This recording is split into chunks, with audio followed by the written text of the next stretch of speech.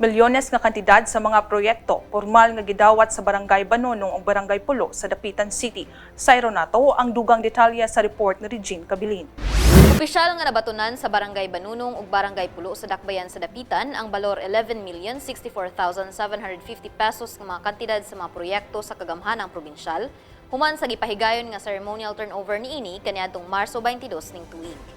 Kapin 3 milyones nga mga malungtarong proyekto ang mapasalamatong gidawat sa katawhan sa Barangay Banunong, diin lakip niini ang concreting of 240 meters Barangay Road along Sitio Teachers Village, concreting of 625 meters critical section Barangay Road from Barangay Banunong to Barangay Maria Cristina, road graveling along Teachers Village ug 5 units of 300 watts solar streetlights. Apil usab nga gi-turnover sa maong adlaw didto sa Barangay Banunong ang for implementation nga concreting of 80 meters by 100 meters pathway sa Sitio Lawan.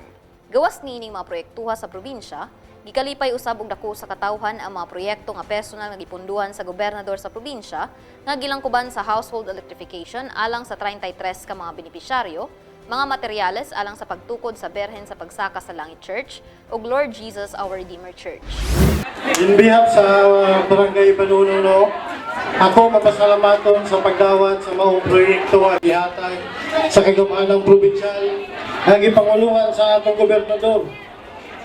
Roberto Ayoy, daghan kayong salamat. Abi ninyo sa akong paluhap ng proyekta ato ko sa PEO, ato ko sa opisina ni Go. Okay yan, within a week, naanayon ang leader sa pagpatag sa dalan. Nato nga akong nakita na ang kasinsiro sa pagtrabaho sa maong politiko, isip gobernador, dari sa atong probinsya.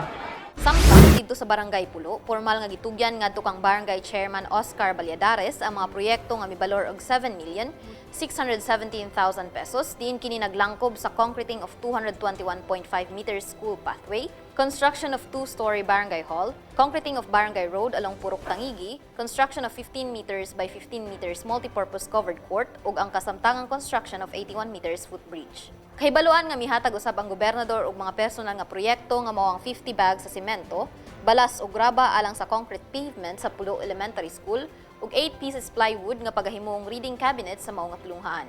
Dugang paniini nakabenepisyo usab ang 62 ka mga bubong sa household electrification ug si Mrs. Tessie P. Hampak nga nakadawat og mga materyales for house repair nga pulos personal nga proyekto sa gobernador sa probinsya.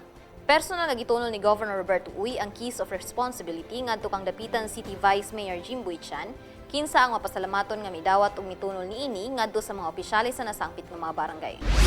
Sa ngalan sa Barangay Pulo Council o sa mga katawhan, ako mapasalamaton kayo na madawat niini nga mga proyekto o piningyabi nga gihatag kanako ako kining gamiton aron sa pag-abli sa inyong mga mata, sa inyong mga baba o kalungan aron kamo masayo kung sa Diyos ang tinoo kapag gitabo diha sa kalambuan sa atong mga barangay.